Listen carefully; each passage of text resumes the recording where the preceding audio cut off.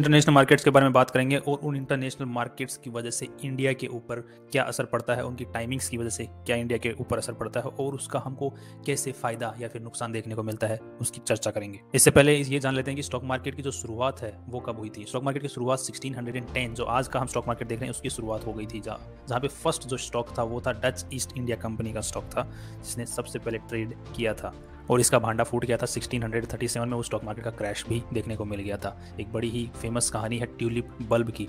मतलब वो जो कंपनी थी वो एक बल्ब, मतलब ट्यूलिप फूल बेचती थी। उस फूल की प्राइस इतनी ज़्यादा इन्फ्लेट हो गई कि लोग 10,000 गिल्डर्स तक, तो जो एम्स्टर्डम है वहाँ की उस टाइम की करेंसी थी, और उतने 10,000 गिल्डर्स में पता है आप एक आलीशान महल उस वक्त आप खरीद सकते थे, जितना एक फूल का प्राइस वहाँ पर चला गया था। अब आपको ही पता है कि यार इतना भयंकर अगर किसी चीज़ के लिए पागलपंती होगी तो वो फूल तो किसी दिन बबल फटेगा ही, और वो क्रैश वहाँ पे देखने को मिला। तो उसके बाद में स्टॉक मार्केट एक्सचेंज की शुरुआत हो गई, और जो आज हम स्टॉक मार्केट देख रहे हैं वहाँ तक आज हम पहुँचे हैं। आज के दिन में हर देश में आपको छोटा मोटा स्टॉक एक्सचेंज देखने को मिल जाता है, और स्टॉक एक्सचेंज होना भी ज़रूरी है क्योंकि जो भी देश में कंपनीज काम करती हैं उनको पैसे उठाने की ज़रूरत पड़ती है, और पैसा अगर उठाएंगे तो कहाँ से उठाएंगे, किसके थ्रू उठाएंगे, तो एक्सचेंज की जरूरत पड़ेगी, तो स्टॉक एक्सचेंज होगा। आपको बता दें कि एशिया का जो सबसे पहला एक्सचेंज है वो BSE है, बॉम्बे स्टॉक एक्सचेंज, जिसकी शुरुआत 1875 में हो गई थी, बट इसको जो रिकॉग्निशन मिली थी वो 1957 के अंदर मिली थी। और बाद में जो सेंसेक्स, जो आज के दिन हम इंडेक्स चेक करते हैं, उसकी जो शुरुआत है वो हुई थी 1986 के अंदर, और इसके अंदर बेस ईयर जो काम में लिया गया था वो 78-79 लिया गया था। फिर 87 के अंदर इन्वेस्टर प्रोटेक्शन फंड बनाया, BSE नहीं। 92 के अंदर सेबी की शुरुआत हुई थी, सेबी को स्टेब्लिश किया था गवर्नमेंट ने घोटाले के बाद में हर्षद मेहता के। उससे पहले एक्सचेंज ही पूरा मामला देखा करता था, और तब ये इनसाइडर ट्रेडिंग और इनके लिए कोई रूल्स नहीं थे, आराम से बिंदास इनसाइडर ट्रेडिंग। उस वक्त ब्रोकर्स के हाथ में बहुत पावर थी और वो जितना चाहे उतना घोटाला कर सकते थे। इसीलिए आज भी कई लोग, जो पुराने लोग हैं, वो ब्रोकर्स के जो घोटाले हैं उनकी बातें करते हैं, और आज भी जो वो उस वक्त के मार्केट की जो गलतियां थी उसकी वजह से आज भी झेलना पड़ रहा है। जैसे जुआ मार्केट, पैसा डूब जाएगा, जीत मिल गया तो मिल गया, नहीं मिला तो नहीं मिला, इस टाइप से। उसके बाद में अब तक से BSE जो है बहुत सारे माइलस्टोन्स अचीव करते करते आज यहाँ तक पहुंचा है। और 1992 के अंदर NSE की शुरुआत हुई थी, जब 94 के अंदर इसने ऑपरेशन अपने चालू कर दिए थे और हमें एक नया एक्सचेंज देखने को मिला। उस वक्त और भी बहुत सारे एक्सचेंजेस हुआ करते थे, रीजनल एक्सचेंजेस, जैसे जयपुर स्टॉक एक्सचेंज, उधर मद्रास स्टॉक एक्सचेंज, और भी बहुत सारे स्टॉक, कलकत्ता स्टॉक एक्सचेंज। यहाँ पर ध्यान देने वाली बात यह है कि 1980 में BSE का जो इंडेक्स प्राइस था वो 100 रुपये के ऊपर था, और आज 60,000 के आसपास टच कर रहा है। अगर इसी को हम चेक करते हैं CAGR के टर्म्स के अंदर, तो 16% का CAGR देखने को मिलता है, और इतना भयंकर CAGR हमें गोल्ड, लैंड या किसी भी अदर इन्वेस्टमेंट में देखने को नहीं मिलता है। मोस्टली हर देश का जो स्टॉक एक्सचेंज है वहाँ के टाइम के हिसाब से 9 से 9-10 बजे के आसपास खुल जाता है, बट इंडिया के टाइमिंग के हिसाब से अगर हम बात करते हैं तो हमारा इंडियन जो मार्केट है वो सुबह 9 बजे खुल जाता है, 9:15 तक प्री ओपन मार्केट चलता है। उसके बाद में 9:15 से 3:30 बजे तक अपना स्टॉक मार्केट चलता है। जो अमेरिकन स्टॉक मार्केट है NYSE एंड नेस्डेक, वो हमारे टाइम के हिसाब से शाम को 7 बजे खुलता है और रात को 1:30 बजे तक खुला रहता है। जो कनाडा का स्टॉक एक्सचेंज है वो रात को 8 बजे चालू होता है, UK का दोपहर के 1:30 बजे हमारे हिसाब से, और यूरोपियन यूनियन का 12:30 बजे स्टॉक एक्सचेंज स्टार्ट होता है। जर्मनी का भी 12:30 बजे, स्विट्जरलैंड का 1:30 बजे, और स्पेन का भी 1:30 बजे।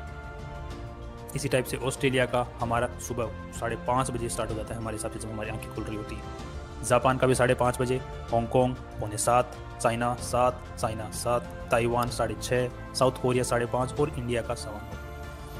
इस पूरे टाइमिंग्स को अगर देख के हमें एक बहुत ही अच्छा इंडिकेशन देखने को मिलता है कि जब हम 9:15 बजे जब अपना मार्केट खुलता है तो हमें एक अच्छी खासी स्टॉक मार्केट में वॉलेटिलिटी देखने को मिलती है, जो कि हमें 10:30-11 बजे तक देखने को मिलती है। उसका ये मतलब होता है कि स्टॉक मार्केट के अंदर जो भी कल शाम को जब बंद हुआ था अपना मार्केट, और अब तक जितने इंटरनेशनल मार्केट्स चले हैं, उसका पूरा इम्पैक्ट अपने स्टॉक मार्केट में ओपनिंग में देखने को मिलता है। सेकंड, बाद में 11 बजे से लेकर 1:30 बजे के आसपास तक अपना जो स्टॉक मार्केट है, इंडियन स्टॉक मार्केट, वो डल सिचुएशन में रहता है, वो इतना रिएक्ट नहीं करता। बट जब यूरोपियन मार्केट 12:30 बजे, और जो एक मोस्ट इंपॉर्टेंट स्टॉक एक्सचेंज जो कि 1:30 बजे है, स्विट्जरलैंड, स्पेन एंड UK, ये 3 जो एक्सचेंजेस हैं ये 1:30 बजे के आसपास खुलते हैं अपने इंडियन मार्केट के हिसाब से, तो हमें 1:30 से 2 बजे के बाद में 3:30 बजे के बीच में जो अपने को अच्छा खासा वॉलेटिलिटी अगेन देखने को मिलती है। इसीलिए ये चीज़ जो फ्यूचर एंड ऑप्शंस जो ट्रेडर्स हैं उनके बीच में चीज़ फेमस है कि अगर आप सेलर हैं तो आपको 11 से 1:30-2 के बीच में, और अगर आप बायर हैं तो आपको सुबह 9:15 और से लेकर 11 बजे तक, और शाम को 1:30 बजे से 3:30 बजे तक आपको ट्रेड करना चाहिए, क्योंकि बायर्स का मतलब वॉलेटिलिटी से फायदा है और सेलर्स को वॉलेटिलिटी जितनी कम हो उससे फायदा। स्टॉक मार्केट के अंदर इंटरनेशनल की बजाय नेशनल कोई न्यूज़ है, जैसे कोई इवेंट है, तो उसकी वजह से हमें पूरे दिन भी स्टॉक मार्केट के अंदर उथल पुथल देखने को मिल सकती है। जैसे बजट डे हो गया, या फिर आरबीआई की कोई पॉलिसी आ रही हो, या फिर गवर्नमेंट की कोई पॉलिसी आ रही हो, या कोई बड़ी कंपनी है उसकी वजह से कोई अनाउंसमेंट आ रहा हो, कोई भी रीज़न हो। सेकेंडली, क्या इंडियन जो कंपनियां हैं वो सिर्फ पैसा इंडियन स्टॉक एक्सचेंज से ही उठा सकती है? ऐसा नहीं है। अगर वो चाहती हैं कि इंटरनेशनल स्टॉक मार्केट से उनको पैसा उठाना है तो वो वहाँ से भी उठा सकती हैं। उनको जीडीआर और एडीआर के थ्रू पैसा उठाना पड़ता है। एंड अपने इंडियन स्टॉक मार्केट के अंदर भी बहुत सारी इंटरनेशनल कंपनीज हैं जो कि यहाँ पर ही ऑपरेशन, तो यहाँ पर ही बिजनेस करती हैं और यहाँ के ही स्टॉक एक्सचेंज के थ्रू यहाँ के लोगों से ही पैसा उठा रखा है। ऐसा भी हर देश की कंपनीज करती हैं। जैसे HUL, कहाँ की, यूनिलीवर, यूके की कंपनी है, यहाँ पे आके हिंदुस्तान यूनिलीवर नाम से कंपनी खोल ली, बट कंपनी तो वहीं की है। अब यहाँ पर अपने ट्रेड हो रही है और इनफैक्ट हमारे जो निफ्टी 50 जो टॉप कंपनीज हैं उनके बीच में ट्रेड होती है। नेस्ले कहाँ की कंपनी, इंडिया की थोड़ी है, बाहर की है। अगेन यहाँ पे ऑपरेशन करती है तो यहाँ से पैसे उठा के स्टॉक एक्सचेंज में लिस्टेड है। इसी टाइप से इंडिया की भी काफ़ी सारी कंपनी जैसे HDFC, अगर आप न्यूयॉर्क स्टॉक एक्सचेंज के अंदर जाके देखेंगे तो HDFC का स्टॉक आपको वहाँ पर मिल जाएगा, क्योंकि HDFC वहाँ पर भी ऑपरेट करती है। अगर कोई कंपनियाँ जैसे एक एक्सचेंज के अलावा 2-3 और एक्सचेंजेस के ऊपर ट्रेड होती है तो इसका फ़ायदा कई लोग उठाते भी हैं कि मान लीजिए कि आज अपना स्टॉक एक्सचेंज बंद हो गया बट दूसरा कोई स्टॉक एक्सचेंज है वहाँ तो ट्रेड चालू है। अगर वहाँ पर उस पर्टिकुलर स्टॉक के अंदर अच्छी खासी गिरावट या फिर उठाव देखने को मिला है तो कल को उसका असर अपने इंडियन स्टॉक एक्सचेंज में भी देखने को मिलेगा। सुबह पहले तैयार रहते हैं पोजीशन बनाने के लिए और उनको ये पता होता है कि कहाँ तक जाएगा, क्योंकि वहाँ पर कहाँ तक गया है। और जो अपना निफ्टी इंडेक्स है वो भी SGX निफ्टी के नाम से सिंगापुर स्टॉक एक्सचेंज के अंदर लिस्टेड है। और तो मोस्टली जब इंडिया का स्टॉक मार्केट खुलता है तो जो ट्रेडर्स होते हैं वो पहले एक बार चेक लेते हैं निफ्टी कितना ऊपर या कितना नीचे खुल सकता है, क्या चांसेस हैं। वो SGX जो निफ्टी है जो सिंगापुर स्टॉक एक्सचेंज में लिस्टेड है वहाँ पर क्या प्राइस चल रहा है उसके हिसाब से यहाँ पर वो अंदाज़ा लगा लेते हैं। तो कई बार आपने देखा होगा कि न्यूज़ वाले या फिर ये जो एक्सपर्ट लोग होते हैं ये आपको बता देते हैं कि निफ्टी की 50 पॉइंट नीचे खुलने की उम्मीद है, 100 पॉइंट ऊपर खुलने की उम्मीद है। वो यहीं से अंदाज़ा लगाते हैं। और हम लोग नए हैं तो हम लोग को लगता है कि क्या बात कर रहे हो, गॉड, भगवान का अवतार है सर आप तो। So finally basics of stock market के अंदर इतना ही है।